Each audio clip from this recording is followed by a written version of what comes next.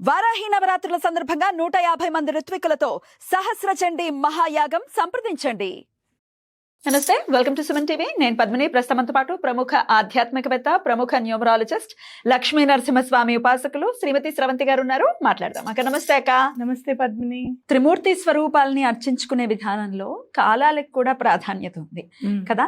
అంటే బ్రాహ్మీ ముహూర్తంలో బ్రహ్మ అంటే మెడిటేషన్ కి end of the day importance ఇవ్వండి అని, చక్కటి సూర్యోదయ సమయంలో విష్ణుమూర్తి ఆరాధన చేయండి అని, ప్రదోష కాలంలో ఈశ్వర ఆరాధన అత్యంత ప్రియం స్వామివారికి అని వింటూ ఉంటాం. అవును.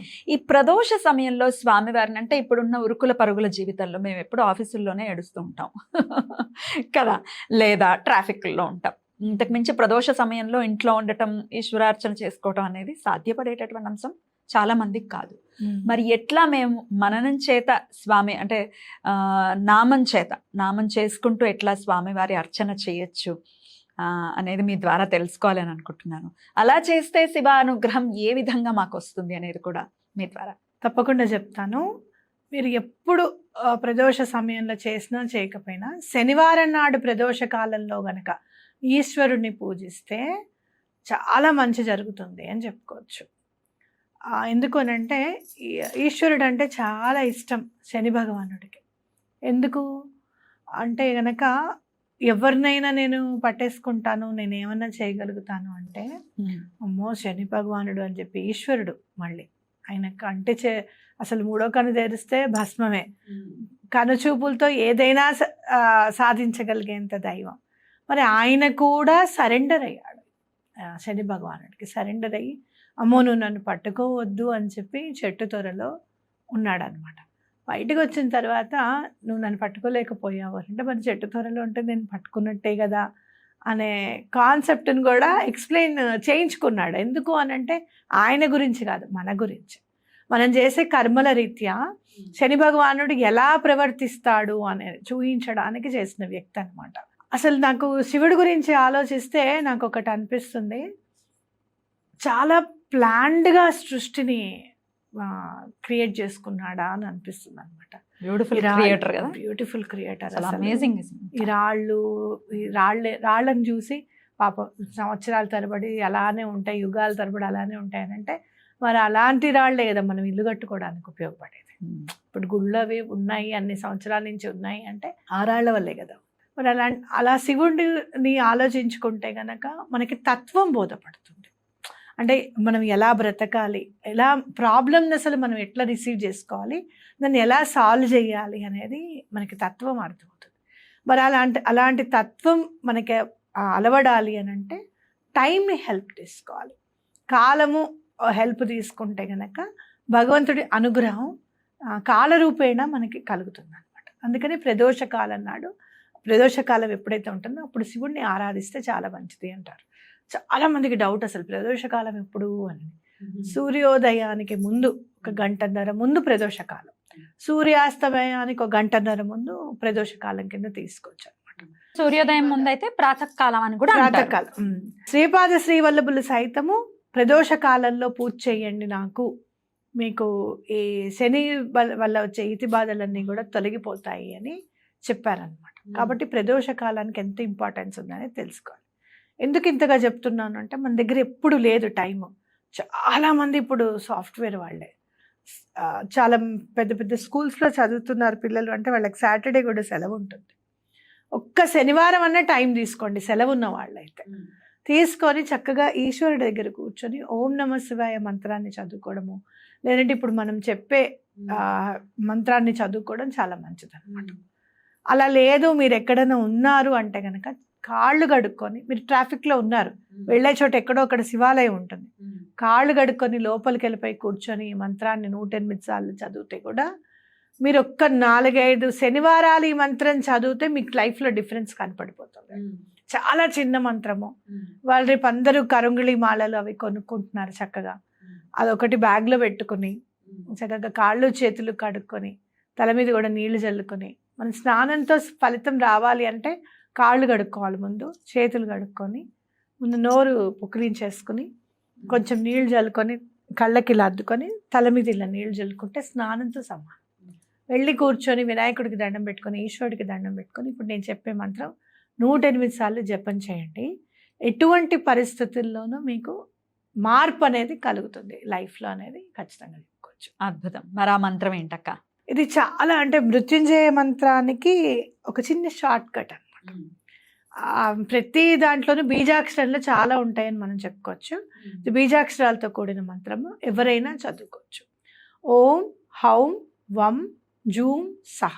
ఈ జూమ్ లో చాలా జూమ్ ఉంది, చాలా జూమ్ చేయొచ్చు కూడా. అది జూమ్ అన్న మంత్రం కనుక చదివితే ఈశ్వరుడికి చాలా ప్రీతిపాత్రమైంది. అది వినంగానే ఎవరయ్యా నన్ను పిలిచిందని చెప్పి ఆయన వెంటనే వచ్చేస్తారట. అంత ప్రీతిపాత్రమైంది. మీరు కనుక సంపుటీకరణం చేసేటప్పుడు, మృత్యుంజయ మంత్రాన్ని సంపుటీకరణం చేసేటప్పుడు కూడా ఈ జూమ్ అనేది వస్తుంది అనమాట. కాబట్టి ఓం హౌం వం జూమ్ సహ ఈ మంత్రం చదివితే ఎలాంటి భయాలైనా సరే తొలగిపోతాయి, ఎలాంటి సమస్యలకైనా పరిష్కారం లభిస్తుంది. ఈశ్వరుణ్ణి చాలా అంటే మెస్మరైజ్ చేసుకోవాలి మనం. అనుగ్రహం అనేది మన మీద ఎటువంటి పరిస్థితుల్లోనూ కురిపించాలి. ఈ మధ్య మనం చాలా ఇన్స్టాలో చూస్తున్నాం కదా, తల మీద చేయబెట్టి ఈశ్వరుడు ఆశీర్వదిస్తున్నట్టు. నిజంగా పులకరించిపోతున్నాయి అవి నిజంగా. అంటే లేడు అనే భావన ఎక్కడా లేదు కదా, అదే ఉన్నాడు నిజంగా. అలా చెయ్యి అనేది మీ తల మీదకి వచ్చేస్తుంది ఈ మంత్రం కనుక చదివితే. ఒక 2 వారాలు చేసి చూడండి. ఏమండి మాకు టైం ఉందండి, మార్నింగ్ రోజు చేసుకోవచ్చా? హాయిగా చేసుకోవచ్చు. పొద్దున్నే మేము తొందరగా 3ంటికే వచ్చేస్తామండి అని అనుకున్నప్పుడు కూడా చక్కగా చేసుకోవచ్చు. చాలా బాగా కలిసి వస్తుంది మంత్రం చేస్తే. అద్భుతం. ఏ రోజున మొదలు పెట్టుకోమంటారు అక్క? సోమవారం మొదలు పెట్టుకోవచ్చు, పంచమి రోజు మొదలు పెట్టుకోవచ్చు, ఆరుద్ర నక్షత్రం అప్పుడు మొదలు పెట్టుకోవచ్చు. మీ ఇష్టం. శనివారమే స్టార్ట్ చేయొచ్చు. ఈ శనివారం నుంచి స్టార్ట్ చేద్దాం అనుకుంటున్నానంటే ఈ శనివారం నుంచి స్టార్ట్ చేసుకోవచ్చు. ఇంకేమైనా మరి నియమాలు ఉంటాయా? నాన్ వెజ్ తినకూడదు. 41 days ఖచ్చితంగా చేస్తున్నప్పుడు ఎటువంటి పరిస్థితుల్లోనూ నాన్ వెజ్ అనేది తినకూడదు. ఒకవేళ చేస్తున్నాము అంటే సాటర్డే తినకుండా ఉంటే చాలు. సాటర్డే అసలు తినకుండా, ఎగ్ కూడా తినకూడదు. ఎటువంటి నాన్ వెజిటేరియన్కి సంబంధించిన ఐటమ్ ఏది కూడా తినకూడదు. ఏమండి మా వాళ్ళు తింటారు మరి నేను వండొచ్చా అంటే ముట్టుకుంటే కూడా ఆల్మోస్ట్ మనం ఇదైనట్టు. కాబట్టి ఆ రోజు నేను వండనని చెప్పండి. పిల్లలకి కూడా, పెద్దవాళ్ళకి కూడా ఎక్స్ప్లెయిన్ చేయండి సాటర్డే తినకూడదు అని చెప్పి. సాటర్డే ఎందుకు తినకూడదు అంటే జీవహింస అనేది సాటర్న్కి నచ్చదు అస్సలు. అందులో మన కడుపు నింపుకోవడానికి మనం జీవహింస చేయడం అనేది ఆయనకి నచ్చని విషయం. ఆయన పరిపాలించే రోజు కాబట్టి, రూలింగ్ ప్లానెట్ సాటర్న్ కాబట్టి సాటర్డే రోజు ఎటువంటి పరిస్థితుల్లోనూ నాన్ వెజ్ తినకూడదు అనేది గుర్తుపెట్టుకోవాలి. బ్యూటిఫుల్ అక్క, చాలా అద్భుతంగా తెలియజేశారు. ఖచ్చితంగా చాలా భక్త సులభుడు ఈశ్వరుడు అని చెప్తూ ఉంటారు, ఐశ్వర్యానికి అధిపతి అని కూడా చెప్తూ ఉంటారు. ఇంకా ఆయన ఇవ్వడం మొదలు పెడితే తిరుగులేదు అని కూడా అంటూ ఉంటారు. సో ఖచ్చితంగా మార్పు రావాలి మన వాళ్ళ జీవితాల్లో అని మనస్ఫూర్తిగా కోరుకుంటూ చాలా అద్భుతంగా నాకు అనిపిస్తుంది ఆయన్ని చూస్తే. జనరల్గా మనం ఏమన్నా ఇప్పుడు ఇవాళ నువ్వు ఈ డ్రెస్ వేసుకున్నావు, అయ్యో మైత్రికి తీసుకున్నామే భలే బాగుంది అని అనిపించింది నాకు. అందుకనే మింత్రాల్లో నన్ను అమ్మ నన్ను అలా పట్టు పీతాంబరాలు కట్టుకొని బోల్డ్ నగలు వేసుకొని అమ్మవారు ఉంటారే. వినాయకుడు అయితే అసలు ఇంకా ఆయనకి నాగాభరణం దగ్గర నుంచి, పట్టీల దగ్గర నుంచి, ఆయన దాన్ని ఏమంటారు కాళ్ళకు కూడా మట్టెల్లాగా పెడతారు ఆయనకి. అవును, అని పెట్టుకుని ఉంటాడు. ఇంకా మన సుబ్రహ్మణ్యేశ్వరుడు అయితే మామూలు విషయమే కాదు అసలు. అలా ఉంటే ఆయన ఓన్లీ భస్మమే పూసుకొని ఆ పులిచర్మమే కట్టుకుని ఎంత సింపుల్గా ఉంటాడో అనిపిస్తుంది. అంటే ఎక్కడా కూడా రాగద్వేషాలు అంటని వాడు, ఎక్కడా కూడా పక్క వాళ్ళని చూసి నేను ఇలా ఉండాలి అని అనుకునే తత్వం కాదు. తండ్రి అంటే తండ్రి అనమాట. ఇంకా అంటే అవతల వాళ్ళు వేసుకుంటే చూసి మురిసిపోయే తండ్రి కాబట్టి ఎటువంటి పరిస్థితుల్లో ఆయనకు దండం పెట్టుకుంటే అట్లా ఫాస్ట్గా నీకేగా కావాల్సింది అని చెప్పి ఇస్తాడని ఖచ్చితంగా చెప్పుకోవచ్చు. అండ్ మీరు ఇంకా మన మేనిఫెస్టేషన్స్ లెవెల్స్లోకి రావాలి అని అంటే వాటర్ని ఎంతసేపు తల మీద పెట్టుకున్నవాడు ఇట్లా క్లెన్స్ చేస్తాడు, బ్లాకేజెస్ రిమూవ్ అట్లా అయిపోతాయి.